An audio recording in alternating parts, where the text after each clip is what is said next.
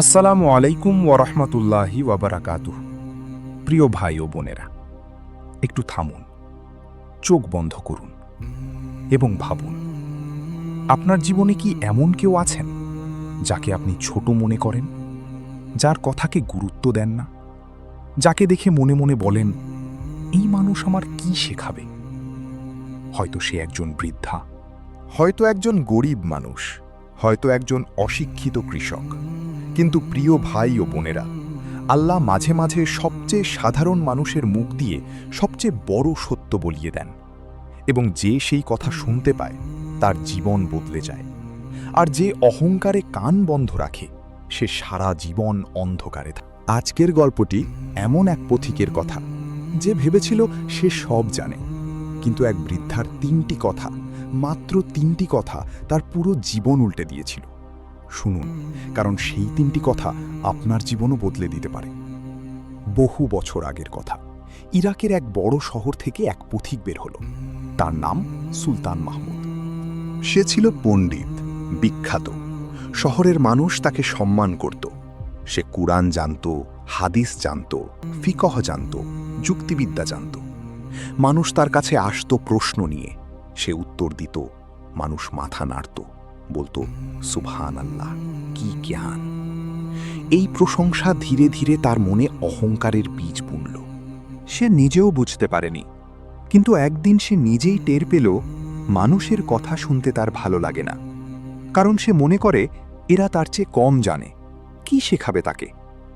এই চিন্তা নিয়েই সে একদিন লম্বা সফরে বের হলো। দূরের শহরে জ্ঞানের একটি সভায় যোগ দেবে। লম্বা সাদা জুব্বা, মাথায় বড় পাগড়ি, ঘোড়ায় চড়ে। পথে সঙ্গী একজন, আর মনে অহংকারের ভার। পথের মধ্যে একটি ছোট্ট গ্রাম পড়ল। গ্রামের শেষ মাথায় একটি ছোট্ট কুঁড়ে ঘর। সেই ঘরের সামনে বসে আছেন এক বৃদ্ধা, বয়স হয়তো ৮০।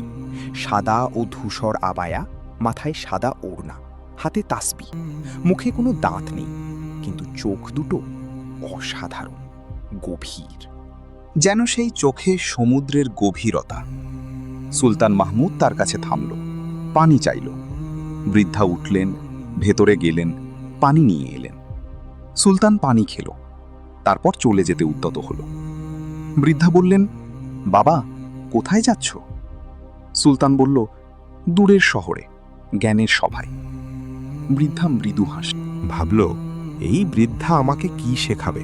আমি যা জানি সে হয়তো তার অর্ধেকও জানে না, কিন্তু ভদ্রতার খাতিরে বসল। বৃদ্ধা বললেন, বাবা, প্রথম কথা, তুমি কি জানো তোমার সবচেয়ে বড় শত্রুকে? সুলতান ভাবল, বলল, শয়তান। বৃদ্ধা মাথা নাড়লেন, বললেন, না বাবা, তোমার সবচেয়ে বড় শত্রু তুমি নিজে। কিন্তু নফস ভেতর থেকে ধ্বংস করে।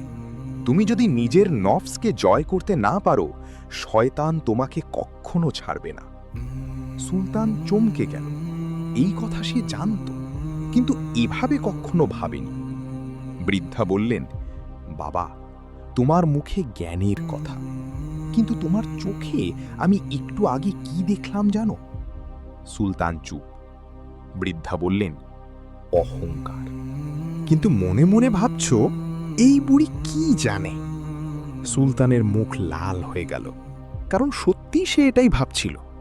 সুলতান মাথা নিচু করল, বলল, আপনি ঠিক বলেছেন। বৃদ্ধা বললেন, বাবা, দ্বিতীয় কথা, তুমি কি জানো আল্লাহর কাছে সবচেয়ে মূল্যহীন জিনিস কি? সুলতান আবার ভাবল, অনেক উত্তর মাথায় এলো, কিন্তু বলল, আল্লাহর কাছে সবচেয়ে মূল্যহীন জিনিস হলো সেই জ্ঞান যা অন্তরে পৌঁছায় না। যে মানুষ অনেক কিছু জানে, কিন্তু সেই জ্ঞান তার আচরণে নেই, তার জ্ঞান আল্লাহর কাছে বোঝা। নবী সাল্লাল্লাহু আলাইহি ওয়াসাল্লাম বলেছেন, কিয়ামতের দিন সবচেয়ে বেশি কষ্ট পাবে সেই আলেম যার জ্ঞান তার কোনো কাজে আসেনি। সুলতানের বুকে যেন পাথর পড়ল। সে কতটা জানে, কিন্তু সে অহংকার থেকে বাঁচতে পারেনি, মানুষকে ছোট মনে করা থেকে বাঁচতে পারেনি। এই বৃদ্ধার সামনে এসে বুঝল তার জ্ঞান আসলে কতটা অপূর্ণ। সুলতানের চোখ ভিজে এলো। বৃদ্ধা বললেন, বাবা, তৃতীয় কথা, এটাই সবচেয়ে গুরুত্বপূর্ণ। সুলতান মনোযোগ দিল।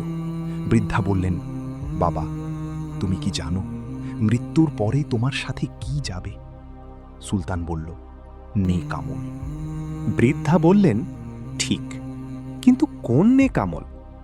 টাকা যাবে না, জ্ঞান যাবে না, খ্যাতি যাবে না, যাবে বিনয়, যাবে সদাচার, যাবে মানুষের প্রতি ভালোবাসা।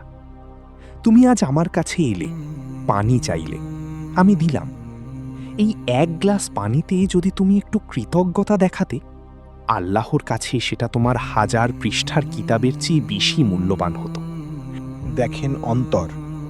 ইন্নাল্লাহা লা ইয়ানজুরু ইলা সুওয়ারিকুম ওয়া আমওয়ালিকুম ওয়ালাকিন ইয়ানজুরু ইলা কুলুবিকুম ওয়া আমালিকুম। আল্লাহ তোমাদের চেহারা ও সম্পদ দেখেন না, দেখেন তোমাদের অন্তর ও আমল। সহিহ মুসলিম। সুলতান সিজদায় পড়ে গেল, রাস্তার ধুলোয়, বৃদ্ধার কুড়ে ঘরের সামনে, এবং কাঁদল। বৃদ্ধা উঠলেন, সুলতানের মাথায় হাত রাখলেন, বললেন, কাঁদো। এই কান্না মূল্যবান, এই কান্না তোমাকে পরিষ্কার করবে। সুলতান সিজদা থেকে উঠল, বৃদ্ধার দিকে তাকালো, বলল, আপনি কে? আপনি এত জানেন কিভাবে? বৃদ্ধা হাসলেন, বললেন, আমি কিছু জানি না বাবা, আমি লেখাপড়া জানি না, কিতাব পড়িনি, মাদ্রাসায় যাইনি। সুলতান অবাক হয়ে বলল, তাহলে? বৃদ্ধা বললেন, আমি শুধু 50 বছর ধরে প্রতিদিন 5 ওয়াক্ত নামাজ পড়েছি, প্রতি রাতে তাহাজ্জুদ পড়েছি, প্রতিদিন একটু একটু করে কুরআন পড়েছি, এবং প্রতিটি মানুষকে আল্লাহর বান্দা ভেবে সম্মান করেছি। জ্ঞান বই থেকে আসে, কিন্তু হিকমত আসে আল্লাহর কাছ থেকে, এবং আল্লাহ হিকমত দেন বিনয়ীদের। সুলতান আরেকবার কাঁদল, বলল, আপনার কাছ থেকে আজ আমি যা শিখলাম সারা জীবনে শিখিনি। সেদিন সুলতান ফিরে গেল নিজের শহরে, কিন্তু ফেরার পথে সে একটি সিদ্ধান্ত নিল। আজ থেকে সে প্রতিটি মানুষকে নিজের চেয়ে বড় মনে করবে, প্রতিটি মানুষের কাছ থেকে কিছু না কিছু শেখার চেষ্টা করবে, এবং তার জ্ঞানকে অহংকারের অস্ত্র নয়, মানুষের সেবার হাতিয়ার বানাবে। শহরে ফিরে সে প্রথমে গেল মসজিদে, সিজদায় পড়ল, বলল, হে আল্লাহ, আমি পণ্ডিত হয়েছিলাম, আজ থেকে আমাকে মানুষ বানাও, বিনয়ী বানাও, তোমার প্রিয় বান্দা বানাও। সেই রাত থেকে সুলতান মাহমুদ বদলে গেল। মানুষ বলল, সুলতান ভাই কি হলো, এত বিনয়ী হয়ে গেল কেন? কেউ জানল না একজন বৃদ্ধার 3টি কথা তাকে বদলে দিয়েছে, এবং সে সিদ্ধান্ত নিল প্রতি বছর সেই বৃদ্ধার কাছে যাবে, তার পায়ে সালাম করবে, তার দোয়া নেবে। প্রিয় ভাই ও বোনেরা, সুলতান মাহমুদের গল্প থেকে আজকের জীবনের 3টি বড় শিক্ষা। প্রথম শিক্ষা, অহংকার হল সবচেয়ে বড় রোগ।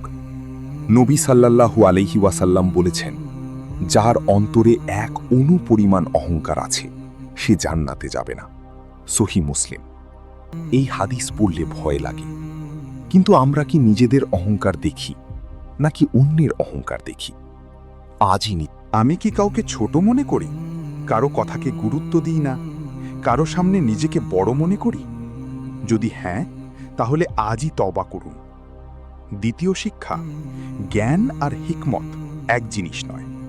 জ্ঞান পড়ে পাওয়া যায়, কিন্তু হিকমত পাওয়া যায় বিনয় থেকে।